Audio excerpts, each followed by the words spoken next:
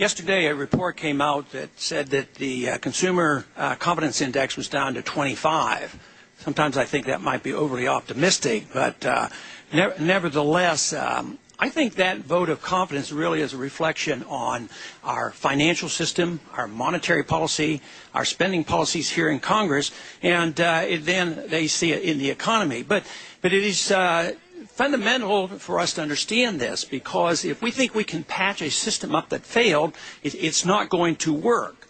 We have to come to the realization that there is a sea change in what's happening. This is an end of an era, and that we can't reinflate the bubble. Just as we devised a new system of Bretton Woods in '44, which was doomed to fail, it failed in '71, and then we came up with the dollar reserve standard, which was a paper standard. It was doomed to fail, and we have to recognize that it has failed.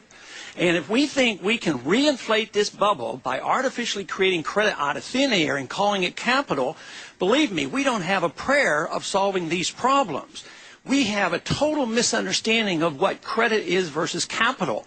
Capital can't come from the thin air creation by a Federal Reserve System. Capital has to come from savings. We have to work hard, produce, live within our means, and what is left over is called capital. This whole idea that we can recapitalize markets by merely turning on the printing presses and increasing credit is a total fallacy. So the sooner we wake up to realize that a new system has to be devised, the better. Right now, I think the central bankers of the world realize exactly what I'm talking about, and they're planning. But they're planning another system that goes one step further to internationalize regulations, internationalize the printing press, give up on the dollar standard, but we have to be very much aware that that system will be no more viable. We have to have a system which encourages people to work and to save. What do we do now? We're telling consumers to spend and continue the old process. It won't work. The gentleman from Delaware, Mr. Castle, is recognized for 2 minutes. Thank you, Mr. Chairman, and Ranking Member Backus, and I want to thank you for holding today's hearing and to thank... All right, this is not going as planned. No, it is not. We were told it would be a very limited number of opening statements.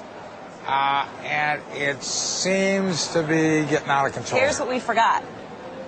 Everybody's taking this live. And you know what that means? Why would they miss an opportunity for free airtime? All right, Guess so what? We're taking a break. We're going to take a commercial break, get them out of the way so that when something really substantive is happening, we don't have to interrupt then. We'll be right back.